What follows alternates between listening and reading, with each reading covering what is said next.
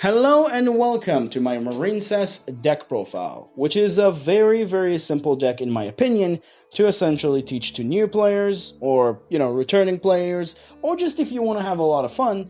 This deck is just a very straightforward just in the way that it functions, as you're also going to see in the combos that I'm going to show you during the end.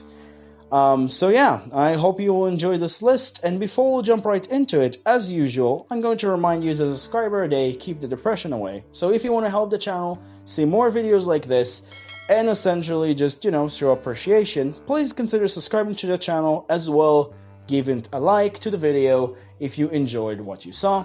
And without further ado, let's jump right, as usual, into the list. Before we jump right into the deck itself, as usual, let's talk about deck price. Now, the deck price itself is very cheap, and the deck itself, for the most part, got reprinted in the megatins. So most of the core is very cheap, except from this card, and then in the extra deck, the most expensive card is totally awesome. But beside of that, the deck's supposed to be kind of more the chip side. Maybe Silent Angler, which is one of the cards that we'll run here, is a little bit of expensive. But for the most part, like I said, it's a pretty cheap archetype to get your hands on. But now let's get started. So let's get started with the Marincess lineup, as you see as I'm running it on the screen, or should I say putting it on the screen. So we have 3 Blue Tongue, 3 Pascalis, 3 Seahorse, and 2 Mandarin, which in my opinion should be the number of Marincesses that you want to run. You want to run more than one copy of this because this card can also be used as a starter, which is very beautiful about this card. But what the point of the archetype is all about? Well, pretty much, or should I say what the point, I'm trying to mean like what this is all about. So pretty much this is all starters and this is all extenders. So these can be used as both roles, and this can only be used as a starter and this can only be used as an extender. Which is very important to remember because, these two can even by themselves can just bring you full combo, which is really cool. Because a lot of people forgetting that Mandarin can be used as a starter herself, which I'm going to show you on one of the combos. But the point is, Blue Tongue on her summon is a Foolish Burial to your Marincess monsters, which is real important for these two. And then when she's sent to the graveyard, she has a Foxy effect to exhibit the top 3 cards of your deck, and then essentially pick a Marincess card among them if there are any and add them to your hand. Sometimes you don't really want to do that, but honestly most of the time you want to do that. It's depending on which one you pick. If you pick up your field spell, you probably don't want to do that because you want to search off Blue or off Sea Angel, but it's depending on the situation and depending on your plays. Maybe you do, maybe you don't. I don't know. But as for Pascalis is when she's normal special summon, she special summon another Marincess from your hand, which is pretty basic stuff, and she's a little bit more susceptible, I guess, for impermanence and stuff like that right now, because Cold Bite not being a thing anymore, because it's at 1, but I guess she's still very important. And then in the graveyard, she can banish herself the turn she wasn't sent there, or should I say the turn after, to essentially retrieve a spell or trap from the Marincess archetype to your hand. As for Seahorse, you can pretty much special summon her to a zone a Marincess links points to, and while she's in the graveyard, except the turn she was sent there, she can banish herself to make a water monster in your hand, gaining the same ability, which is really cool. But I guess mostly you use her for her first effect with this thing, or should I say with Blue Tongue, because you're essentially normal summoning Blue Tongue, she Foolish Burial, you then make your Blue Slug, and then Blue Slug retrieve this, and this is a free special summon right out of your hand, which is really cool. Lastly, for Mandarin is pretty much, if you control 2 Marincess monsters, not 2 Marincess links, which is very important, a lot of people forget, you can special summon her to a zone a water monster link points to. So essentially, if you have 2 Marincess monsters and even just a water link of any kind, she can just special summon herself. As long as you have an unclogged zone, she can special summon herself, but she banished when she leaves the field.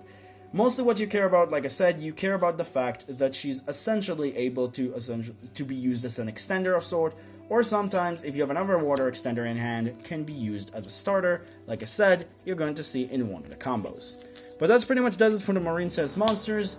Unfortunately, only 11 and only these. The rest are not really that great for the most part, and that's one of the weakest parts of the archetype because, yeah.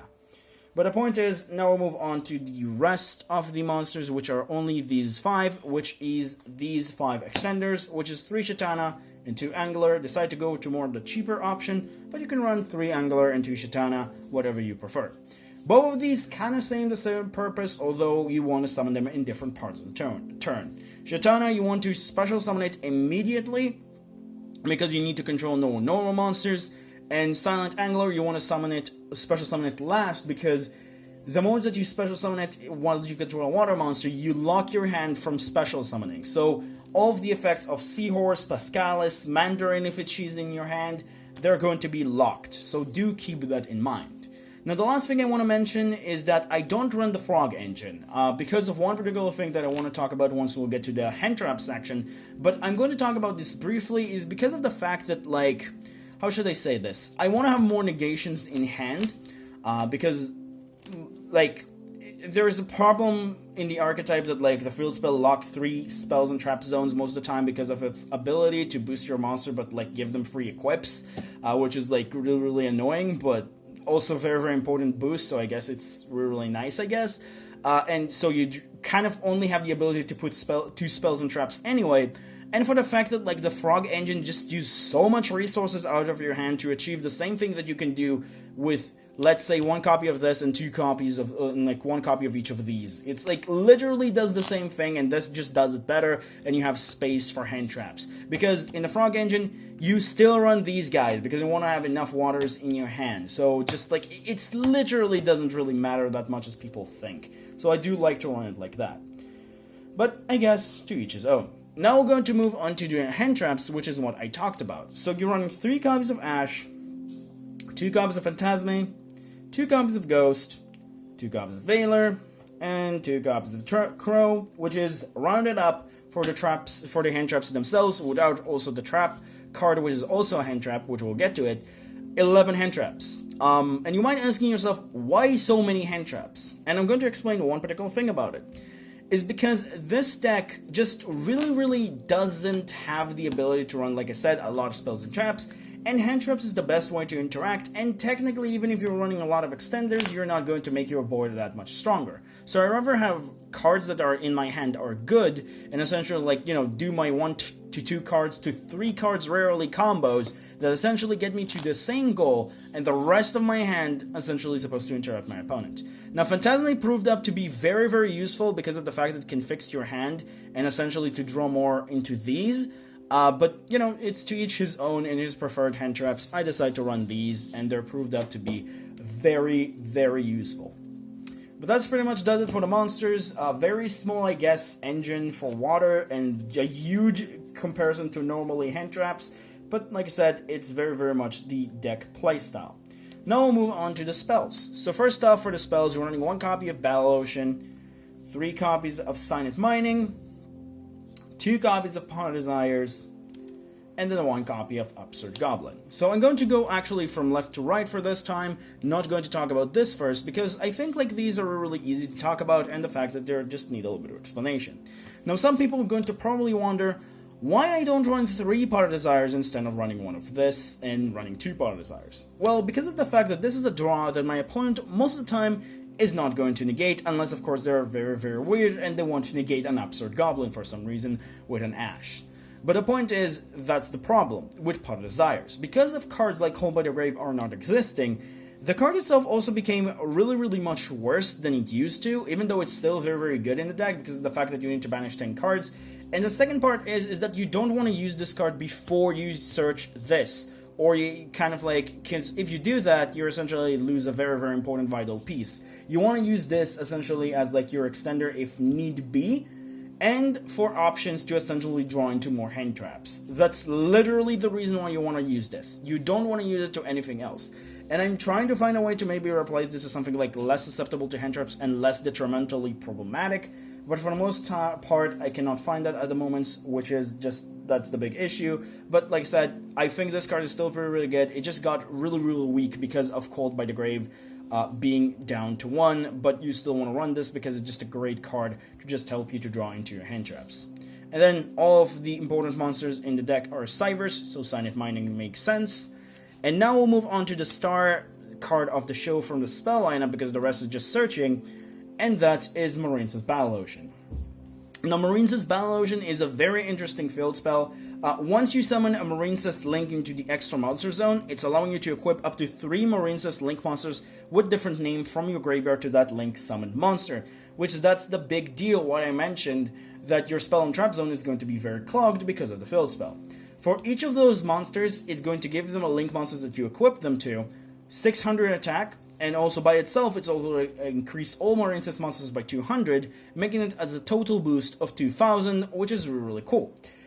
But the other important effect is, which making it kind of like Protect the Castle, but a little bit better, once we'll get to the trap, is that the fact that if you use a Marincess Crystal Heart, which is one of the important cards in the extra deck for the Link summon of that Marincess monster, that Marincess monster, or should I say any monster, I guess, that's summoned with that Crystal Heart, will be unaffected by your opponent card effects, which is really, really important. So this card is kind of like a soft lock, I guess, because your opponent can remove this with spells and traps removal, but we don't really have a whole lot of these in this format, I guess, so it's like, it's really, really dependent on what you go against. But then again, you also have a Wave, which we'll get to in a second, which kind of does the same thing. Once you control a Link 2 or higher Marincess, which is the card I'm going to talk about next, because there's not really a whole lot of spells, and then there are 3 also Solemn Judgment. But let's talk about Wave, and then I'll explain why I run Judgment instead of another hand trap or just any other trap regardless. The point is, Marincess Wave is kind of like infinite impermanence effect, but not from your hand, just normally. If you control a Link 2 or higher Marincess, that's essentially giving you the effect of the field spell, but for all of the monsters that you currently control, and not depending on that Crystal Heart. So you're essentially just making all of your monster untargetable. And lastly, if you control a Link 3 or higher, this becomes an infinite impermanence, pretty much. That's pretty much what this card does. Next up, we have 3 copies of Solemn Judgment, as I mentioned.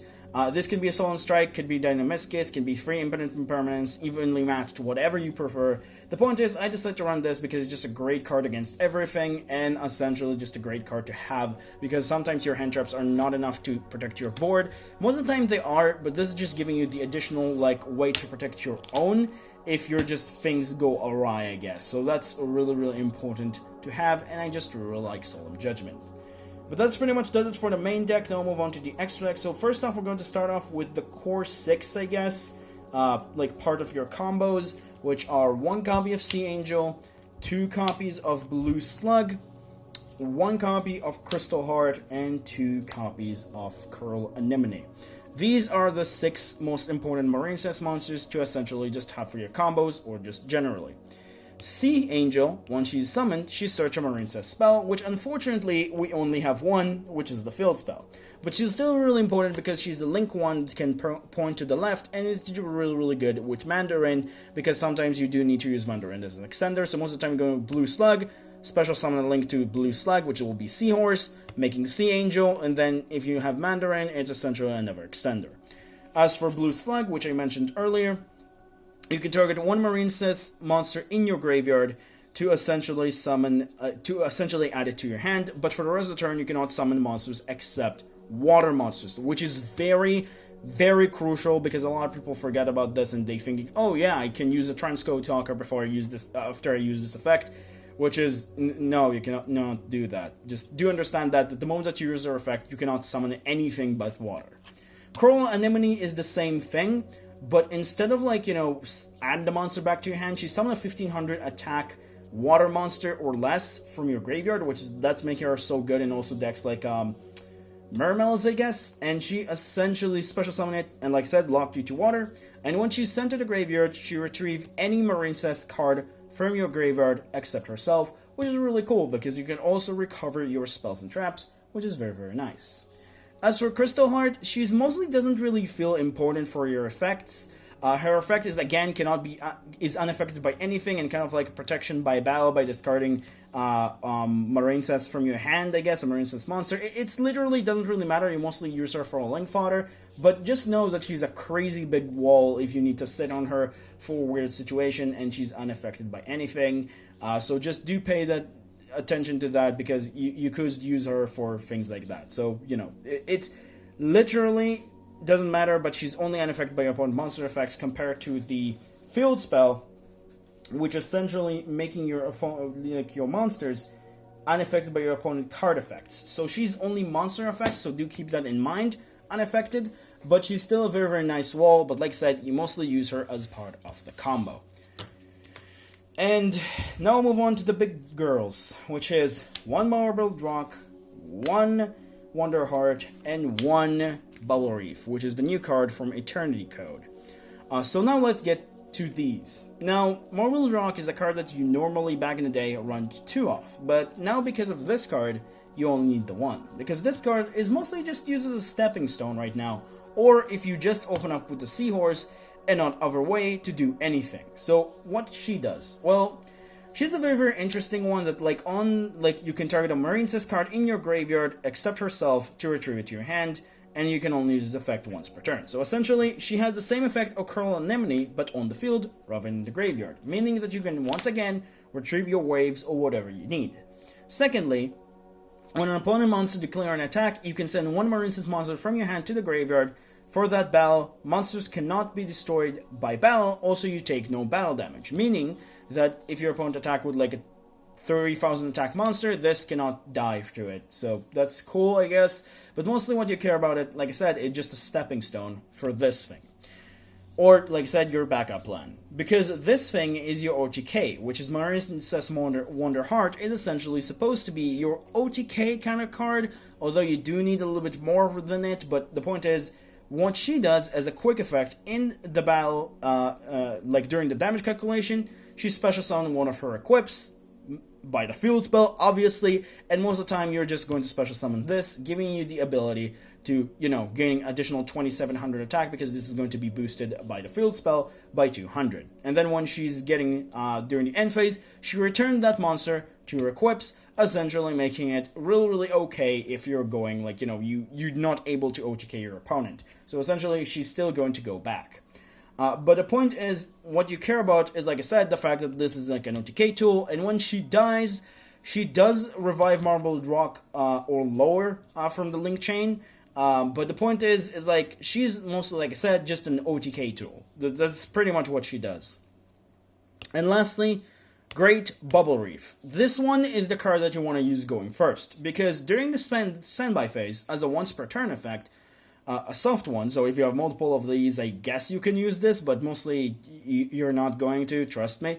But the point is, during the standby phase, you banish a water from your graveyard to pretty much draw a card and boost this card by 600, which is really, really cool, because it's just making its attack with the field spell just double its original attack, because it will be 5200, so that's really, really very hard to get over. And the second thing is that you can send 1 water monster from your hand to the graveyard to special summon one of your banished Marincesses, meaning that you can also use this as a later turn. Let's say you banish like a Marble Rock if you use her as a stepping stone, I guess, or you banish a Curl Anemone to get a draw, and then next turn you can essentially just use the standby effect and then essentially just send a water monster and just special summon that Curl Anemone. But the point is, she mostly just being used as the Protect the Castle monster, which she's the main one you want to summon, and then you essentially get the the draw effect to help you draw into more hand traps. But that's pretty much does it for the Marincesses. Now we'll move on to the rest. 1 Splash Mage, 1 Transcode, and 1 Shooting Code, which should be Access Code if you have the money to. I don't, so I'm going to go with Shooting Code, but if you have the money, should be Access Code. The point is, these are just great Cyphers monsters. Monster Reborn, I guess, locking you into Cyphers. Monster Reborn, but lock you only into Cyphers again. And then you have Shooting Code Talker, which is essentially just a great option with these two, to kind of making it 28, and this 28, and it's also kind of a weird OTK way. But like I said, the problem is that you also need to remember that one of the biggest things is that you do have monsters that lock you only into water, so sometimes Transcode does not work. So do keep that in mind once you play him. So yeah. But then lastly, Xyz. We're running 1 Totally Awesome, Abyss Dweller, and Bahamut Shark. I don't really think I need to explain these at all, because this just summon this, and this is your other negation with your extenders level 4s, depending on the plays. But that's pretty much does it for the deck. A little bit of a longer explanation than I expected, but it does need a little bit of a longer explanation for those of you who don't know how to play the deck, or just new to it, or just want to hear, you know, ruling specifically that people make mistake, because I myself still make mistakes, but I want to make sure that you do not make those. But that's pretty much does it for this. Side deck, I just don't really have the time to put it together, but we do have combos, so you can go check them out right now. So enjoy. Alright, so now let's move on into the Marincess combos. And as I explained earlier, the Marincess combos are essentially all of them kind of doing the same thing. Your mostly game plan is ending up with your field spell, and Great Bubble Reef going first, essentially supported by hand traps, and then additionally, of course, if you open up with different kind of hands, is you're getting some specific things. But that's pretty much how the deck functions most of the time, because like I said, it's kind of like a control deck, protect the castle type of deck, but you'll see what I mean. So let's get started. So for the two cards that we have Shatana and Blue Tongue as our two starting cards. So first things first, special summon the Shatana, followed by the normal summon of Blue Tongue. Blue Tongue is then going to send for us Seahorse, because Seahorse is pretty much the best one to send because of her turning into a blue slug, which will essentially add to us the so-called Seahorse back to our hand. Now for this particular demonstration, I put specifically Marincess Wave, essentially, to show you how the effect works, but not all the time you're going to get said card, so I'm just going to say that.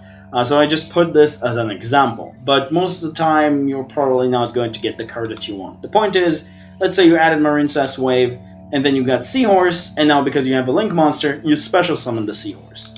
Then you turn the Seahorse into a Sea Angel, searching your field spell, and then you're going to turn the two of them into Curl Anemone, which then going to use their effect to revive any of your Marincess monsters, and then it could evolve into something interesting that you can just go Toad and pass, or should I say Toad, or should I say, like, you know, Bahamut Shark, Toad, and then turn this into a Marble Drock instead, but going into the full combo of the deck is a little bit more powerful, because we're going to now to go into Crystal Heart and then turn it into Great Bubble Reef with the Curl Anemone with itself as well. And then we're going to use the two of them effects, which first off we're going to use Battle Ocean, which then will equip for us 3 cards, and then Curl Anemone to retrieve any of the Marincess cards in your graveyard to your hand except itself. We're then going to retrieve, or should I say put, Blue Slug, Curl Anemone, and Crystal Heart as the equips. It doesn't really matter, but the point is, like, Sea Angel just kind of like uses her effect, so we're going to use her as the banishing effect. And essentially you want to put those in different zones against decks like Mech Knights, so you will not give them the full advantage, so they will not be able to fully summon that easily. So that's why I'm putting those in different columns. But that's pretty much does it for the combo, honestly. So you retrieve the card back into your hand, right? I don't know why it doesn't really let me to show you, because apparently my cursor is stuck on the fact that I cannot show you the Blue Tongue for some reason. But you got so-called Great Bubble Reef with Battle Ocean, and let's say you do technically get the Wave or any other Marincess, you technically got +2 of Sword. If not, it's still a +1 and just additional hand traps in your hand. But that's pretty much it for combo number 1. Let's move on to combo number 2. Alright, so combo number 2 is kind of like the same thing of the previous combo. You're essentially just like open up like with a Blue Tongue and an extender, which will be Seahorse, and then you're going to also open up with Silent Mining. Now essentially the point is that you need 1 water starter, like, and 2 of them to be, and then 2 water extenders, and at least 2 of these cards need to be level 4 for this. That's the point of the combo. But the point is like, this can achieve it, this and Shatana and Silent Angler can achieve it, this and a Seahorse and a Shatana can still achieve it. Like, it's really variant, but the point is you can achieve it with this one. This is like the most common one that you want to use, like Silent Mining, Seahorse, and Blue Tongue, but the point is you can achieve it with whatever. So let's get started. So first things first, we're going to actually use Silent Mining to discard the Seahorse to retrieve the Pascalis, normal summon Pascalis, special summon Blue Tongue. Blue Tongue this time, because we open up with the Seahorse, is going to essentially send to the graveyard Mandarin. We're then going to use the effect, or should I say, the blue tongue to send to summon the blue slug. Guy, I'm always getting them confused. And then blue slug will retrieve the seahorse. And then once again, in order to show this, I'm going to use seahorse like the effect to essentially, let's say we got free Marincess wave. Essentially, you're not guaranteed to get it, but let's say in this particular case, we did get the Marincess wave. We're then going to special summon the Seahorse, and then Seahorse is going to turn out into Sea Angel as usual. Sea Angel we're going to search, and then we're going to use Mandarin effects because we have two Marincess monsters, and then we also have one link arrow open to special summon the Mandarin. We're then going to turn these two again into Curl Anemone, and then use Curl Anemone effect to summon the Blue Tongue. And in this particular case, it's very important, because with those two, I'm going to make a Bahamut Shark, and Bahamut Shark is going to summon the Toad. And because of that, yes, you need to have it that way. Then we're going to use the two monsters that are not Toad in our main monster zone, which is the Bahamut Shark and the Mandarin, to make it a Crystal Heart, activating our field spell, and once again going into the Curl Anemone and field spell just once again. And like I said, you want to put those in different zones, essentially to preventing you from, what they're called, Mech Knights, right. And in this particular case, let's say you did open up with only two hand traps, it's still at two hand traps and an Omni Negate, and then essentially retrieve a card back, and let's say you're during your opponent's turn, you're also able to draw with Great Bubble Reef into an Ever Extender. It's kind of, at the very least, to one negate, I guess. And then at the maximum, it can be up to 5 with your hands. It's really depending on your variant and what you draw. You can obviously draw garbage, but the point is like most of the time, this is going to go like this. But for some reason, for this combo, essentially, I can show you the cards in my hand. I don't know what happened in the first one, but in this one, I can. But the point is, you get this back, you have 3 additional cards in your hand, potentially. Maybe this is not going to be a card, but you're going to have this and 2 additional cards. And this may be, if you're, or should I say a Marincess card, if you're able to get Blue Tongue effect. So that's pretty much need to be addressed. But that's pretty much does it for combo number 2. Let's move on to combo number 3. Alright, so now let's move on to combo number 3, which will consist on Mandarin and Shatana. Which is literally kind of like full combo as well. Now, the point is, you open up with a Mandarin and a Water Extender, it's still full combo. It's not as strong if you do not open up another Marincess, so this can also be a Pascalis. But the point is like, this is still works. Like, to explain people, this still works. You're going to go into a little bit more of a different loop-de-loop rather than just going like, oh yeah, you're just going to go the normal stuff. You're not going to have so much retrieval, or should I say like recovering, and you're not going to recover even with Blue Slug and Curl Anemone, but you're still going to get into the same point with the so-called Bubble Reef. And I'm going to show you. So starting things off, we're going to special summon the Shatana, and then followed up by the so-called Mandarin, turning it into a Sea Angel rather than turning it into a Blue Slug, because there's really no reason to retrieve this into our hand. Then we're going to use Sea Angel to retrieve the field spell, and then you're going to use it and Shatana to summon Curl Anemone. And because of that, you can special summon the Sea Angel, giving you the ability to use Mandarin effect to summon it to a zone which is into the left of Sea Angel, because that's her effect. You need 2 Marincesses and an open link arrow from a water link monster. So that's really cool. You're then going to turn the 2 of them into a Crystal Heart, and you already know where this is going. You're then going to turn it into a Great Bubble Reef and the equip spell, and then you're going to equip the 3. And that's pretty much how that goes. There's really no reason to show this. You know how that goes for the most part. But yeah, Mandarin by herself is still an starter. She can also be a starter herself with another water extender. Keep that in mind, because a lot of people don't really see that and don't understand that she could be used as a water extender, which is really, really cool. A lot of people, used as a starter. She's not always just an extender. Keep that in mind. This is really, really cool, and just a very, very nice one that I want to share it up with you. But that's pretty much does it for the combos and does it for the deck profile overall. Didn't really want to share a side because there's really no reason to, and I'm working on a new site for September, I guess. So September ban list, so I need to work on a few things. And generally, it just honestly up to you. I kind of didn't really have anything that I wanted to put for the side deck that I want to show you that is really, really crazy or something that you should probably consider. But yeah, that's pretty much it. See you next time. Remember, creativity, the key in this game. Have a good day and stay safe. Bye bye.